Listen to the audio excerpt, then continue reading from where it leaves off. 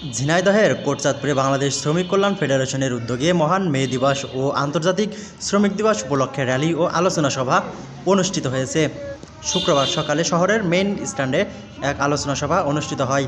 সভায় প্রধান অতিথি হিসেবে উপস্থিত ছিলেন ঝিনাইদহ ৩ আসনের জাতীয় সংসদ সদস্য অধ্যাপক মতিয়ার রহমান। একটা টাকাও অন্ধকারে হারিয়ে যাবে না। আমার কথা কি বোঝা দিয়েছে? মাঝে মধ্যে আমি জামাত ইসলামের সার্বজনীন সাংগঠনিক রাজনৈতিক চরিত্রকে পূর্ণ করে আমাদেরই সোর্স তারা মাঝে মধ্যে পত্র পত্রিকায় তারা যেন নিজেরাই নেতা সেজে তারা নানামুখী সিদ্ধান্ত পেশ করে এবং সংগঠনকে সমালোচনা করা শিখেছে ফেসবুকে। আমি পরিষ্কার করে বলে দিচ্ছি যে এই ধরনের ফেসবুকে আমাদের সংগঠন খোদাই সংগঠন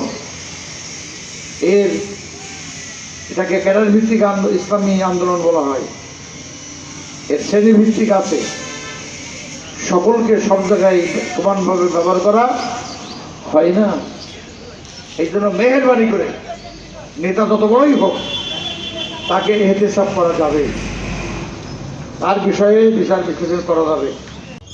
বাংলাদেশ শ্রমিক কল্যাণ ফেডারেশন কোটচাঁদপুর উপজেলা সভাপতি আমিরুল ইসলাম কালামের সভাপতিত্বে এ সময় বিশেষ অতিথি হিসেবে উপস্থিত ছিলেন ঝিনাইদহ বাংলাদেশ শ্রমিক কল্যাণ ফেডারেশন সেক্রেটারি মাওলানা ফারুক হোসেন, বাংলাদেশ শ্রমিক কল্যাণ ফেডারেশন পৌর সভাপতি সোহেল রানা, সেক্রেটারি তরিকুল ইসলাম, বিশিষ্ট সমাজসেবক মিন্টু ঢালি এ সময় উপস্থিত ছিলেন। এছাড়াও বক্তব্য প্রদান করেন নায়েবে আমির মোয়াবিয়া হোসাইন, পৌর মেয়র পদপ্রার্থী শরীফুল ইসলাম, পৌর আমির মুহাদ্দিস আব্দুল কায়ুম। এছাড়াও বাংলাদেশ শ্রমিক কল্যাণ ফেডারেশনের বিভিন্ন দায়িত্বশীলরা এ সময় উপস্থিত ছিলেন।